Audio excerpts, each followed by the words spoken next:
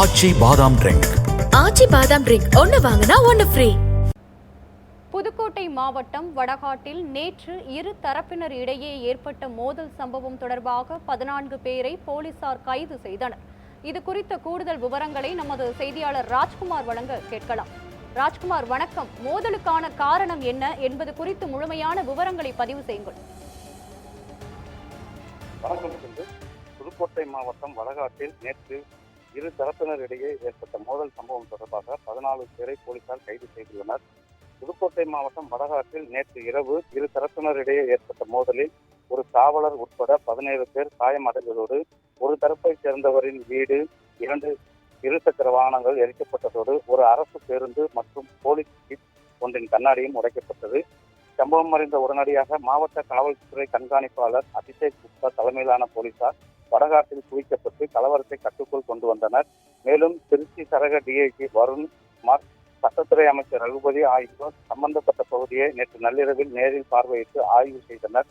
இந்த நிலையில் இந்த மோதல் சம்பவம் தொடர்பாக 14 பேரை வடகாடு போலீசார் கைது செய்து விசாரணை மேற்கொண்டு வருகின்றனர். இதில் ஒரு தரப்பைச் சேர்ந்த 13 பேரும் மற்றொரு தரப்பைச் சேர்ந்த ஒருவரும் கைது செய்யப்பட்டுள்ளதாக போலீஸ் தரப்பில் தெரிவிக்கப்பட்டுள்ளது. மேலும் புதுக்கோட்டை மாவட்டம் வடகாடு கிராமத்தில் இரு தரப்பினர் இடையே ஏற்பட்ட பிரச்சனையில் வதந்திகளை நம்ப வேண்டாம் எனவும் வதந்திகளை பரப்புவோர் மீது நடவடிக்கை எடுக்கப்படும் எனவும் மாவட்ட காவல்துறை எச்சரிக்கை விடுத்துள்ளது.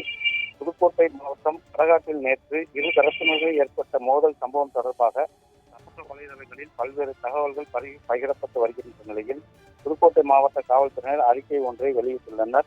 அதில் வடகாடு சம்பவத்தில் 2 தரப்பினருக்கும் இடையே கோவில் திருவிழாவில் ஏற்பட்ட பிரச்சனையில் பட்டியலின மக்கள் குடியிருக்கும் பகுதியில் வீடுகளுக்கு தீ வைப்பு எனவும் 5 பேருக்கு அரிவாள் வெட்டு, பேருந்துகள் கண்ணாடி உடைப்பு, காவல்துறையினர் 4 பேர் காயம் மற்றும் காவல் ஆய்வாளருக்கு தலையில் வெட்டு காயம் என செய்தி பரவுவதாகவும் சமூக வலைதளங்களில் பரவி வருகிறது.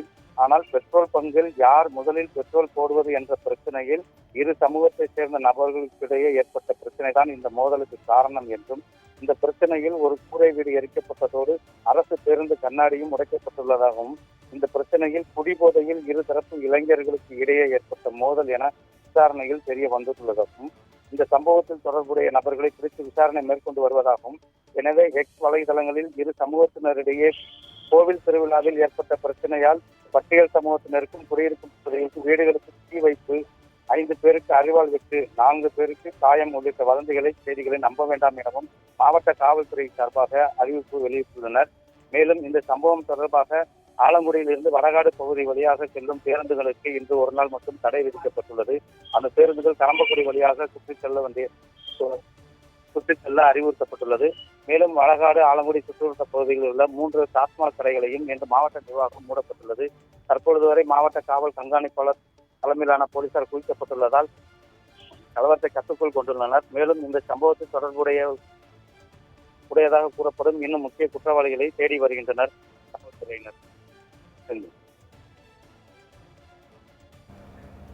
முழுமையான விவரங்களுக்கு நன்றி ராஜ்குமார்.